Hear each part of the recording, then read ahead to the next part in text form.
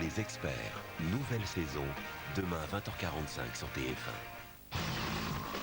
Les experts mènent l'enquête avec 118 712. annuaire des coordonnées fixes, e-mail et mobile.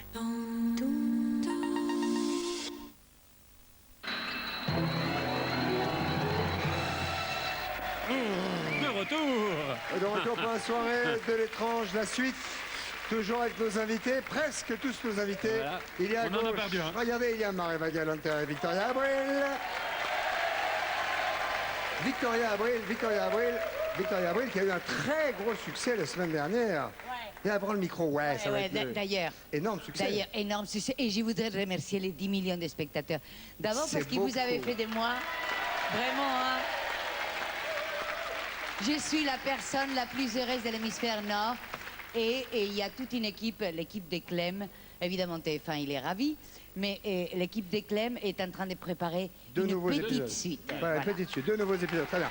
10 millions de téléspectateurs. 10 millions. Mais peut-être 10 que grâce à millions vous de ce merci, soir, hein. peut-être que grâce à vous ce soir, on va en faire quelques-uns. Hein, C'est le plus gros succès des fictions françaises. hein, Oui, c'est- absolument. Tout à l'heure, oui, c'est digne d'une finale Ouais. de football. Enfin, je veux dire, c'est énorme. Alors, et c'est d'ailleurs, étrange. Ben non, mais si, mais c'est le truc le plus populaire qu'il y a en France. Alors, qu'est-ce que je te dise? Bah, c'est comme ça la soirée, il s'appelle la soirée de l'étrange. voilà. Tu sais, moi, j'ai un peu la trouille. hein. On n'a pas dit qu'il y avait Dave Non, si, non, et Catherine bah, arrivait. Non, on l'a pas dit parce qu'il n'était pas là. Il n'était pas là, alors on attendait. J'ai attendu on qu'il attendait revienne. soit arrivé. A fait son petit pipi. Non. Allez. Allez, un petit coup. C'est un coup de fil. Ah, écoutez, oui, Tout à l'heure. ça suffit les portables. On va couper les C'est portables comme comme... moi j'ai fait comme le président de la République. Donc C'est tu téléphones tout le Oh temps. non, je t'en supplie, fais pas comme lui. Attends, Dave, vous vous souvenez de- je vais dire une chose très simple. Téléphoner, c'est quelque chose de très pratique. Bien. Et quand on parle avec Vladimir Bien. Poutine, c'est très pratique. Bien.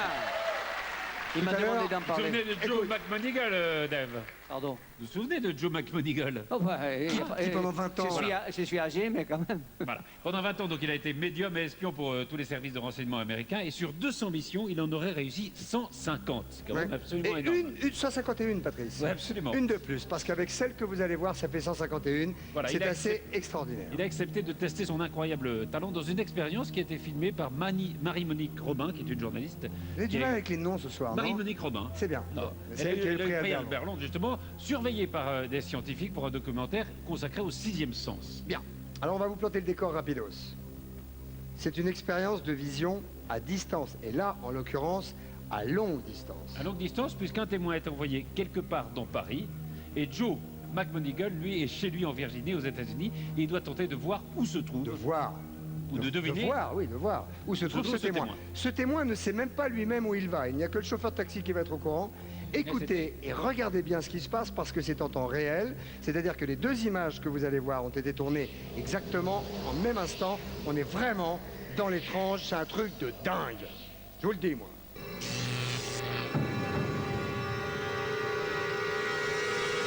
Cet homme s'appelle Joe McMonigal.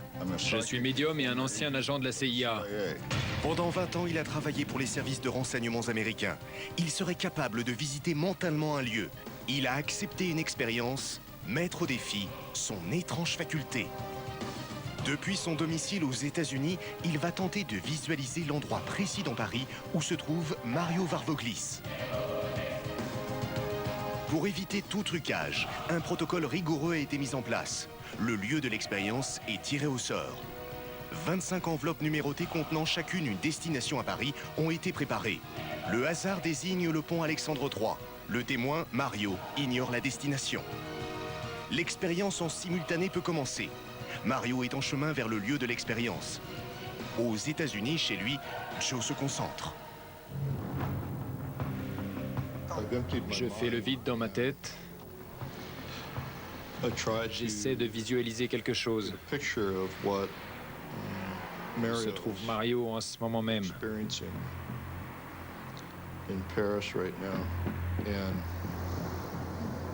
Je vois un endroit.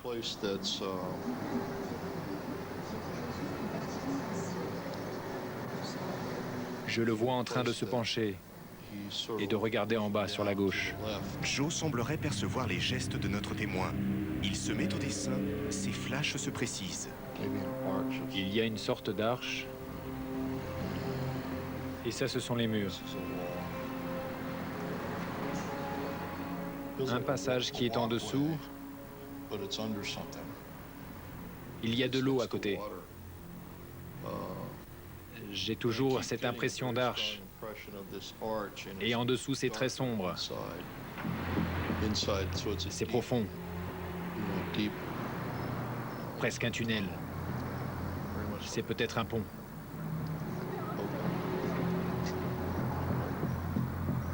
Oui, peut-être un pont.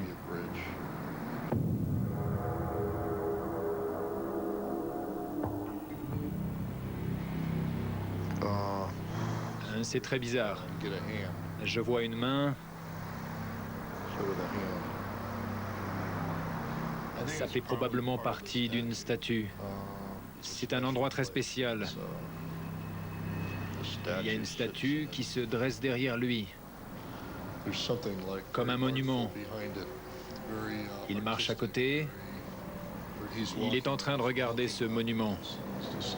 Il pourrait même décrire les alentours du pont. J'ai des flashs. C'est très rapide. Il y a quelque chose comme un mémorial. Un mémorial. On dirait un lieu de recueillement, célébrant une bataille ou un personnage historique. Oui, c'est ça, comme un mémorial. Quelques jours plus tard, Mario Varvoglis va découvrir les croquis de Joe et les analyser. Car cet homme ne croit pas au paranormal, il l'étudie. Depuis plus de 30 ans, ce docteur en parapsychologie mène des recherches scientifiques sur la vision à distance. Cette expérience était très intéressante parce qu'il y avait pas mal de correspondances entre ce qui est dessiné, par exemple, Joe McMoneagle aux États-Unis et les structures qui étaient là, sur les ponts ou autour. Il y avait des curiosités, je peux dire, des surprises aussi. McMoneagle a mentionné Formal Memorial, donc un mémorial consacré à un grand personnage. Et on est sur le pont Alexandre III et juste en face, on voit Invalide, qui est le tombeau de Napoléon. On peut toujours dire que peut-être c'était finalement le hasard. Ici, je dirais qu'il y a suffisamment de correspondances et les correspondances sont assez parlantes. Ça renforce cette impression que j'ai qu'on a effectivement une vraie session de vision à distance. Grâce à sa faculté extrasensorielle, Joe a réussi cet incroyable défi. Aujourd'hui, Joe McMoneagle reste une énigme. C'est trop blanc, Une énigme. Hein? Une énigme. Une énigme. Reste Une une énigme, énigme. C'est énorme. Encore une énigme. Voilà. C'est trop blanc quand même. Hein. C'est fort, hein? Totalement. Moi, je croirais plus en des choses, en la synchronicité, qu'il y a des choses qui doivent arriver à des moments donnés, des choses précises. Mais là, c'est carrément au-dessus de ça. Absolument. Et le destin, C'est et le au-delà. destin, vous croyez au destin? Je crois au destin. Voilà. On en parlera tout Mais à l'heure. ça, Vous c'est voyez mon encore- destin, moi? Non, pas vraiment. sur Pas ce tout, coup-là. pas tout de non. suite, je vous remercie beaucoup. Très bien, nous allons accueillir maintenant... Alors, les conditions sont très compliquées en France en ce moment. Oui, il y a la des avis de tempête. tempête et des avis de tempête un peu partout. Donc soyez extrêmement prudents. Restez devant nous plutôt que de prendre votre véhicule pour sortir. Le vent commence à se lever à Paris. Il tombe des cordes, évidemment. Le soir où nous avons une expérience très forte à faire dehors avec un homme qui va risquer un peu sa vie. Et avec le temps qu'il Très fait, dangereux. ça n'arrange pas les bidons. Alors je vais sortir l'équipée dehors. On va l'accueillir tout de suite. C'est un... C'est un Allemand. Oui. C'est un Allemand, mais c'est Oui. un escapologiste. C'est un escapologiste. Il s'appelle Marc Merci. Bessi. Le voilà.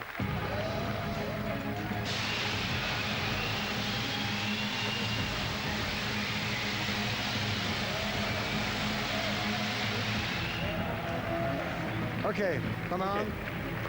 Hi. Guten Tag.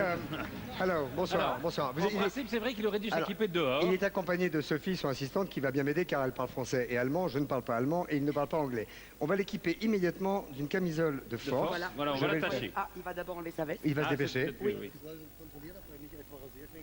Oui, Mais c'est vous ça. pouvez contrôler la camisole Ah, ben, pour je voir s'il n'y contrôle. a pas de couteau, de Non, non, non, rasoir. non, non, je contrôle, oui. Je ne suis pas huissier en même temps. Hein.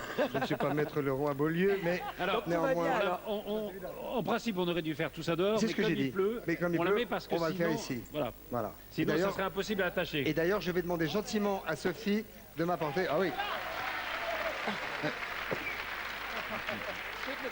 je vais le faire. Doucement sur les ordres, hein.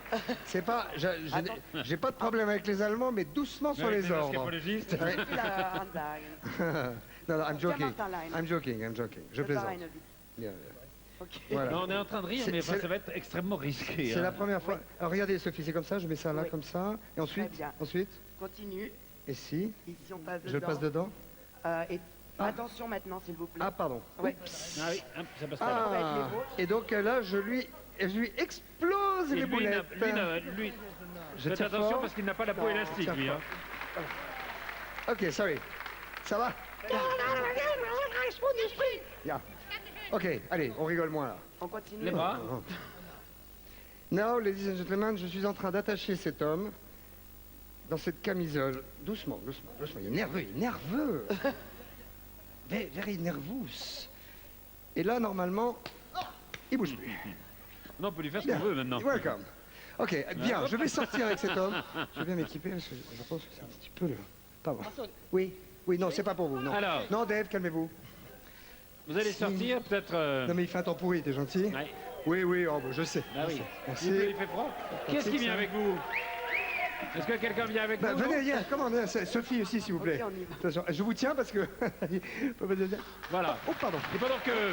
Pardon. Sophie, guidez-le pendant que j'attache mon manteau. Pendant qu'il sort, je vais peut-être en profiter pour faire un appel à témoins. On parlait de destinée tout à l'heure. Est-ce que vous croyez que votre destin est déjà tracé? Est-ce que vous avez l'impression que la vie vous envoie des signes? Est-ce que ces signes ont bouleversé votre vie? Bref, est-ce que vous croyez au destin? Eh bien, si oui, vous nous envoyez vos témoignages sur tf1.fr et puis on viendra vous filmer, on vous fera venir. Voilà. Alors je vais vous rejoindre. Ok, let's go. Bien, Patrice, nous sommes dehors. Je ne sais pas si vous m'entendez. On vous entend très bien et on vous voit. Il fait évidemment un temps de trotte et évidemment l'emplacement dans lequel on devait être, c'est la flaque. Bien. Évidemment, c'est beaucoup plus dangereux avec ce temps-là. Hein. Ok, c'est-à-dire que c'est... Alors donc, il est attaché avec une camisole de force. On va lui attacher, Sophie, les pieds. Oui, tout à fait.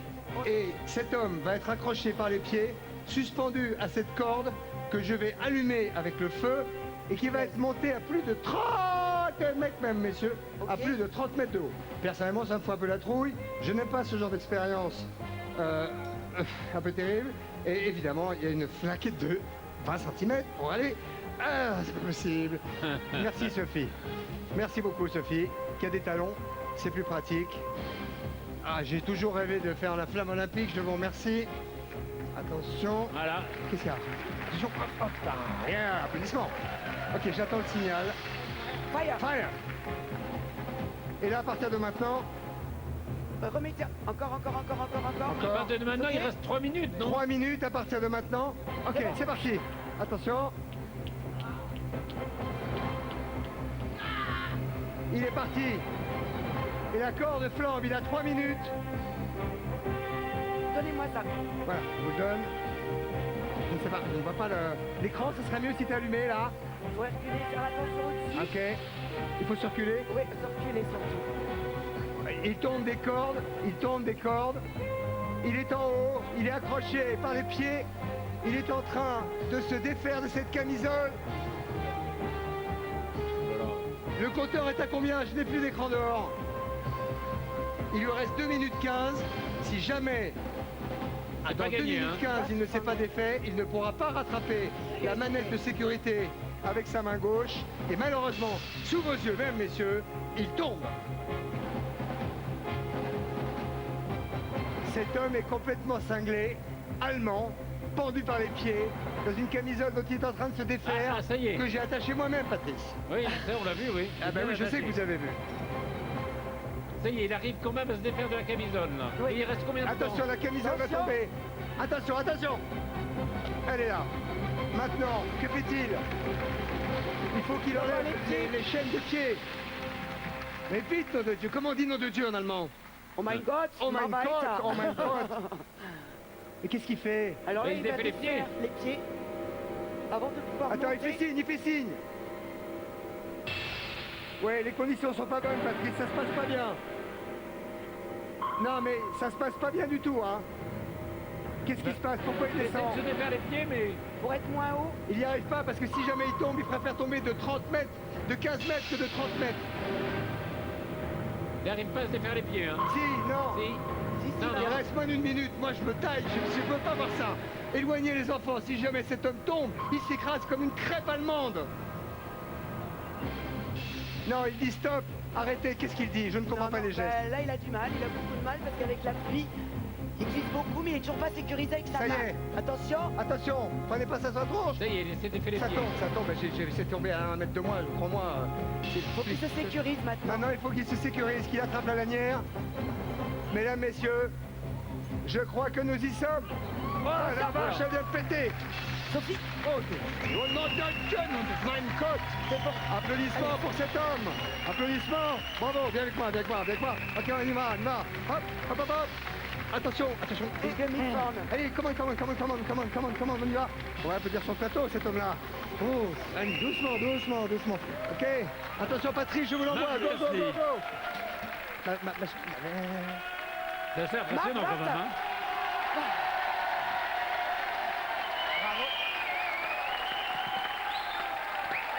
Bravo.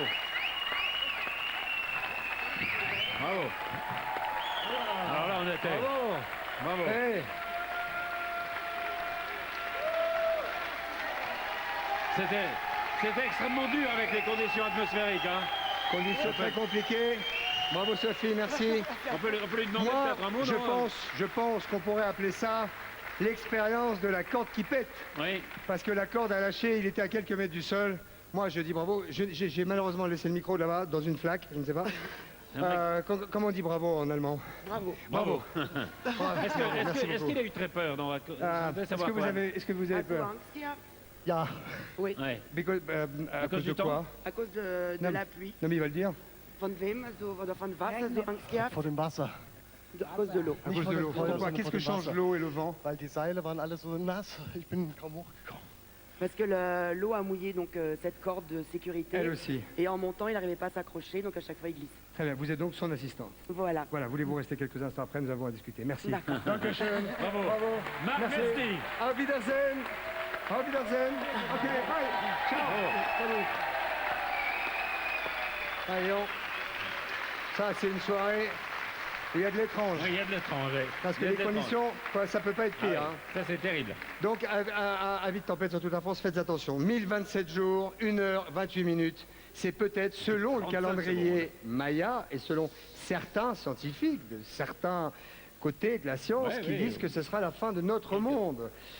1027 jours qui nous séparent de cette catastrophe. Que risque-t-il vraiment d'arriver, Patrice? On en parlera tout à l'heure.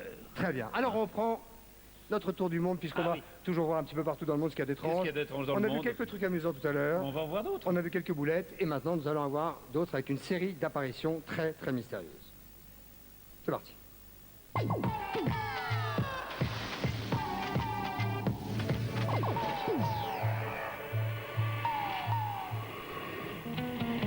En Bulgarie, un enfant de 8 ans a été témoin d'un phénomène étonnant dans le ciel et a pris une photo avec son téléphone portable. Regardez, on peut clairement distinguer des mains se dessinant sur les nuages. Alors, serait-ce une intervention divine? Le mystère reste entier.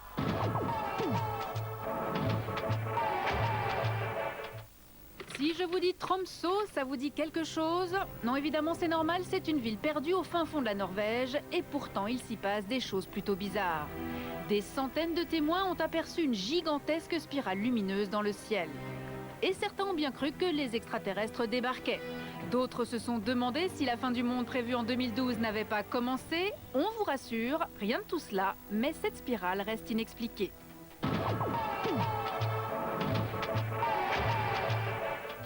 Attention, cette fois-ci, aux États-Unis, le visage du Christ est apparu, devinez où? Sur un toast. Et non, vous ne rêvez pas, Jésus a de l'humour et il s'en paye une bonne tranche.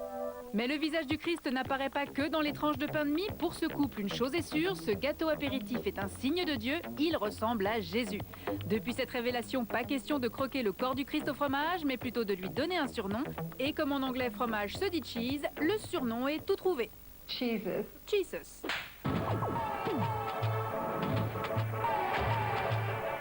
Aux États-Unis, fait troublant, le visage de Michael Jackson serait apparu sur un tronc d'arbre.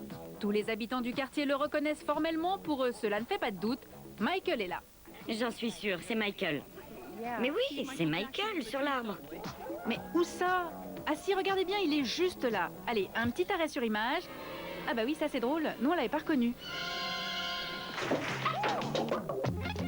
Si Michael peut apparaître sur un tronc d'arbre, il serait aussi capable de se réincarner. La preuve, la voici, un buste égyptien datant de plus de 3000 ans qui ressemble étrangement à notre roi de la pop. Mêmes yeux en amande, même pommettes saillantes et surtout même petit nez retroussé, comme quoi la chirurgie esthétique ne date pas d'hier. Attention, nous sommes maintenant dans une ambiance particulière. Il est un peu tard. Peut-être qu'on peut éloigner les enfants de l'écran parce qu'il va se passer des choses qui font peut-être un peu peur. Nous allons vous raconter une histoire de maison hantée assez terrifiante. Écoutez bien, tout le monde est prêt? Oui. Tout le monde est Vous prêt? êtes couché, vous êtes seul, il fait noir, l'orage gronde dehors, le tonnerre explose. Oh, l'orage. Non, mais plaisantez pas, Dave. Les éclairs donnent quelques lueurs dans la chambre. Et vous êtes seul dans cette maison. Vous essayez de trouver le sommeil. Et tout d'un coup, Mais voilà qu'un courant d'air balaye la pièce et fait grincer la... une porte grince. La caméra est là, Patrice, vous pouvez la regarder. La porte grince. La porte grince. Attention. Vous essayez de chasser cette panique qui monte, ce parcours d'effroi qui vous... Non, ce frisson d'effroi qui vous parcourt l'échine. Et des pas retentissent dans la pièce. Alors qu'il n'y a personne dans cette maison, personne à part vous. Quelqu'un traverse le couloir et pousse le loquet de cette porte. La porte gronde encore. Mein Gott! La porte claque maintenant. Et cette histoire qu'on vous raconte, elle est arrivée à deux femmes. Deux femmes qui Deux pensaient, femmes. Patrice, Elles avaient trouver cru acheter une maison, la maison de leurs rêves. la maison où elles trouveraient peut-être le paradis. Oui. Et vous avez qu'à mettre la lumière sur la moitié de votre visage seulement, si vous voulez. Si vous voulez. Eh bien, elles trouveront le cauchemar. Oui. Le paradis, le rêve Transformé. se transforme en cauchemar. Et là,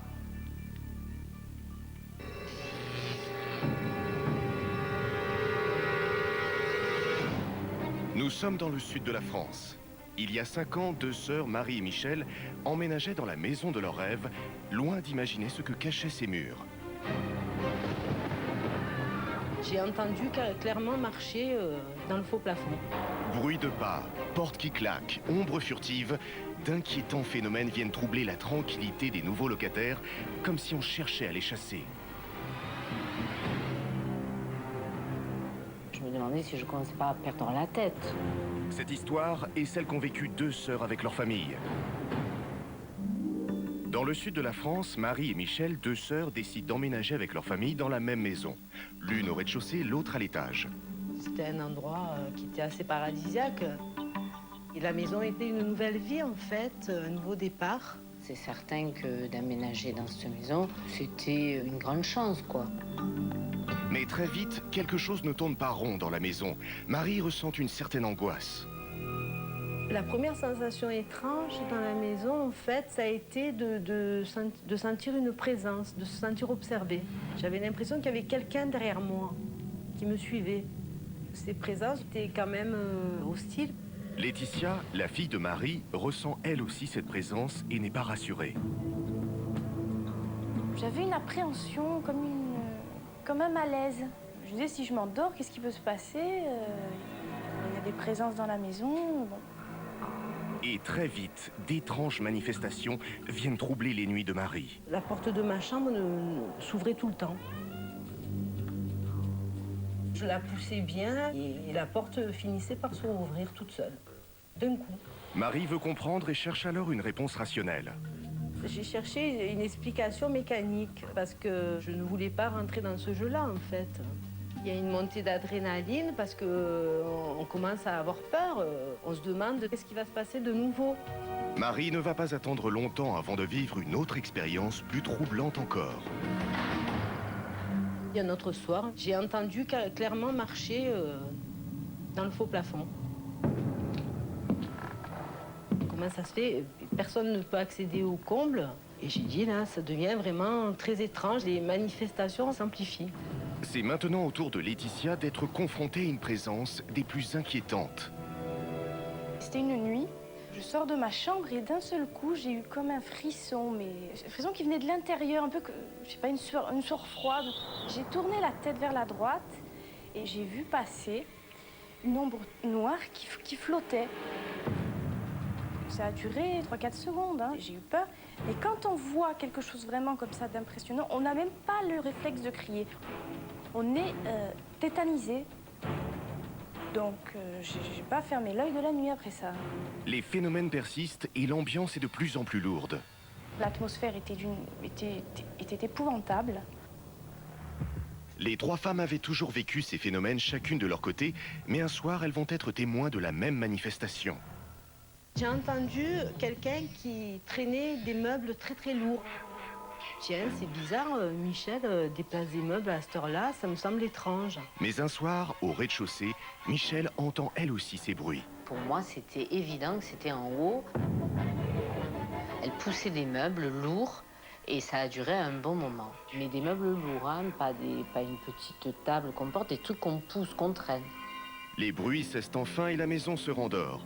Le lendemain matin, dès leur réveil, les deux sœurs tentent d'expliquer l'origine de ce vacarme nocturne. J'ai dit, est-ce que tu as déplacé des objets lourds hier soir? Elle m'a dit, ah non, non, on pensait que c'était vous. Je dis, mais tu sais très bien que nous, on fait jamais des choses comme ça.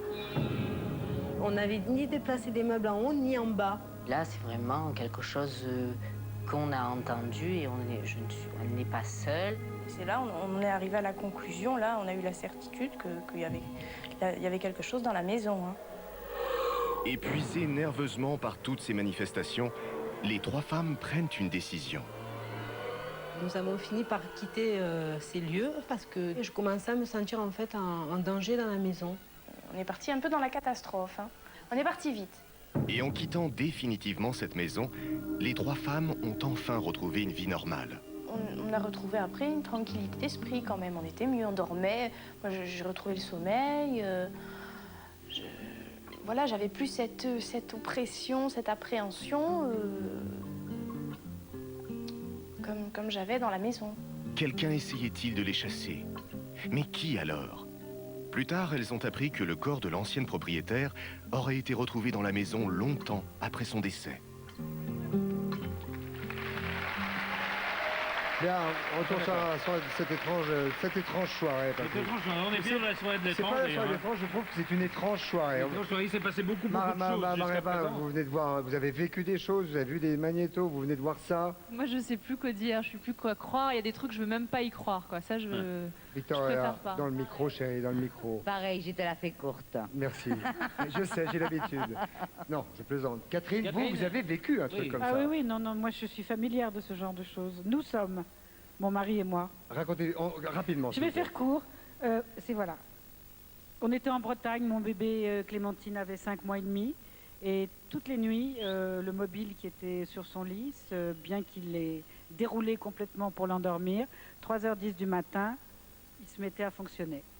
Et ma fille était couchée sur le bord du lit et avait l'air en conversation avec un machin. On pense que c'était... Moi, je crois à ces choses-là, je vais ridiculiser devant la France entière, mais... L'ancien propriétaire... On pense que c'était peut-être une entité, mais un enfant. Ah, une entité, également. Mais nous, on a toujours croisé des entités bienveillantes, alors... Elle n'avait pas l'air d'être effrayée, votre fille. Elle était toute petite, non, pas du tout. Elle n'était pas effrayée. Mais Benjamin, qui était dans la maison, par contre, dormait dans une autre pièce de la maison qu'on avait louée. Il n'a jamais fermé l'œil la nuit pendant 15 jours. Toutes les nuits, il était... Moi, il est devenu. Pardon? T'as vu ce qu'elle est devenue, Benjamin?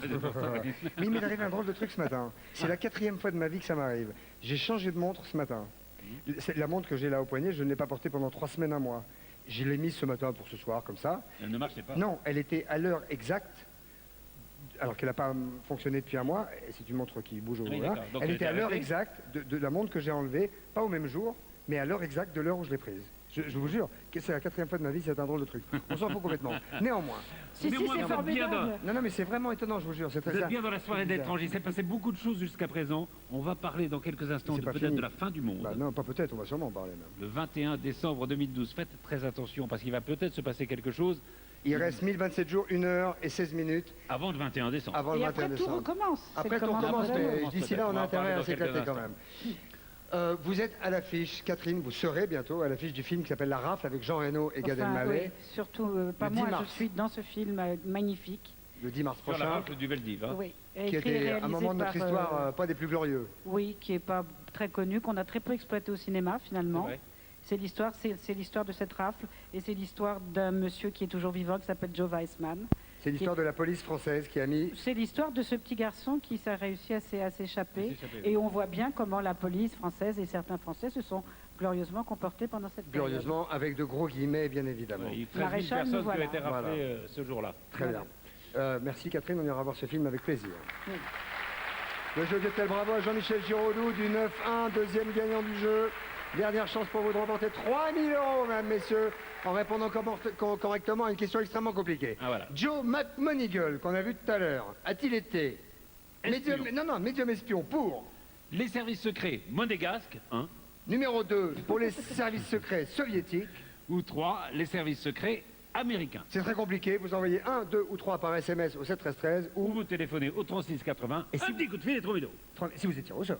Si vous êtes tiré au sort, évidemment. Et donc si vous êtes tiré au sort... Un petit coup de fil, 3 000 €. Très bien, on se retrouve dans un instant pour la dernière partie de la soirée de l'étrange. On va enfin parler de 2012 et de la fin peut-être de ce monde-là. A tout de suite. Merci. C'est beau.